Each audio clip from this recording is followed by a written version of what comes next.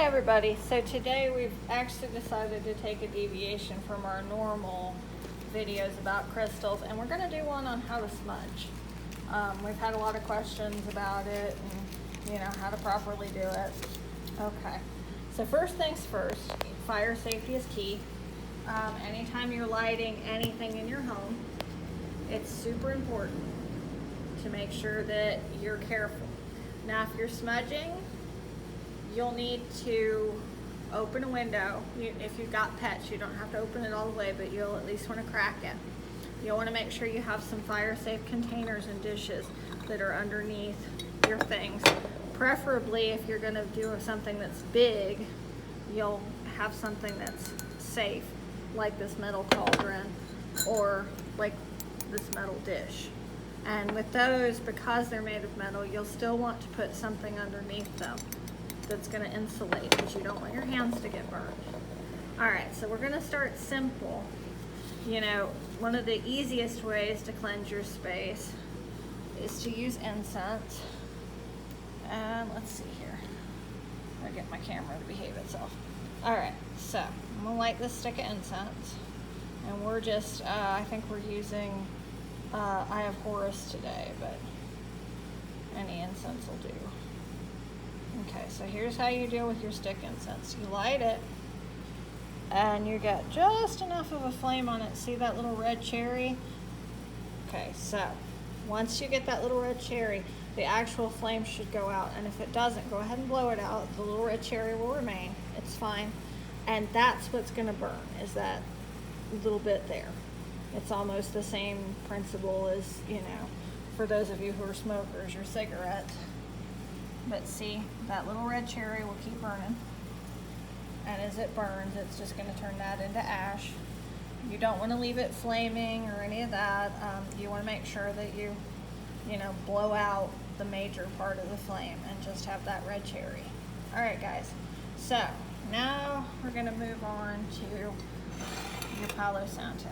And as you can see, I've already used this piece a little bit.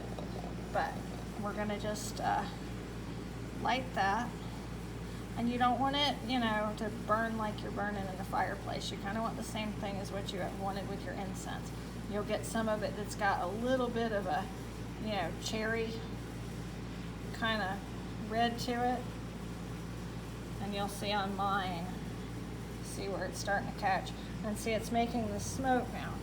And the smoke, you'll wander around with your shell on your fire-safe dish, and you'll fan that smoke, especially when you're dealing with situations where there's a really negative space in your home.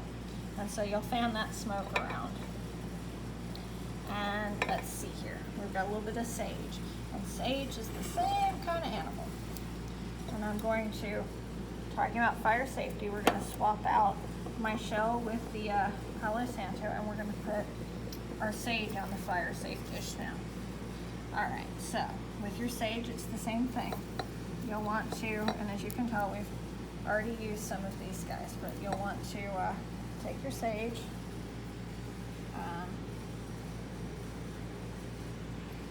okay, now I'm going to blow that out, and see how it's smoking? It's that smoke that you fan around, the same way we did with the Palo Santo. And in this case, I'm putting it again in my fire-safe dish, and you see how it's smoldering. And so you'll take your feather or your fan, and you'll move that smoke around and putting it in all the places that, are feeling off or negative to you. And again, make sure you crack your window, because this stuff's a little pungent sometimes. Alright, so I think we've covered most of the basics with that. Again, always be safe. Never leave anything, unattended. Try not to put a bunch of stuff that's on fire together, because, again, you always want to be safe.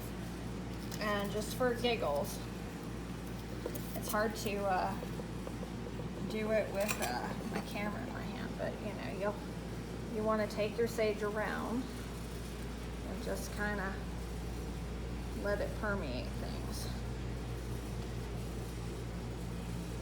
And I'm walking around the store here, letting the sage smoke kind of go everywhere.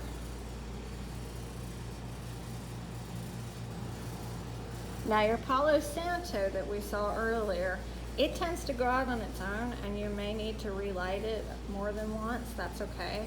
It's perfectly acceptable practice to carry your lighter with you and light it a little here, a little there. Other herbs that are dry herbs, like your sage or your sweetgrass, they're gonna burn a little better, like this guy's doing. So if you're done smudging and you wanna be done, you just kinda take your smudge and just kinda gently snuff it, you know, and still leave it in your fire safe container, just so you're sure that it's out. And see, it's still, you know, there's a little ember in there that's still burning a little bit, but you want to make sure it's out before you store it. So just make sure that, you know, you don't see any red, and you know that everything's okay before you put your smudge stuff away. But you know, that's the basics of it. It's, you know, just regular fire safety, you know, like we talked about with our Palo Santo. And I'm not going to get into any of like the, you know, should you use this, should you use that kind of stuff. I'm not here to tell you how to, you know, have your practice or not have your practice. It's just important to me that whatever you choose to smudge with, you're safe with it.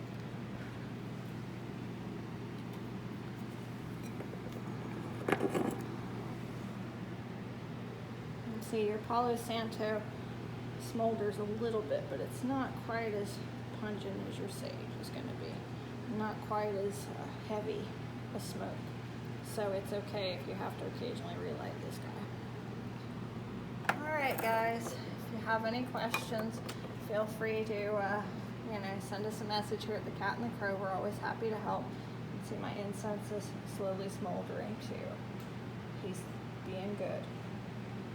Alright guys, well, thanks for watching, and hopefully we'll have another chat sometime soon. Bye!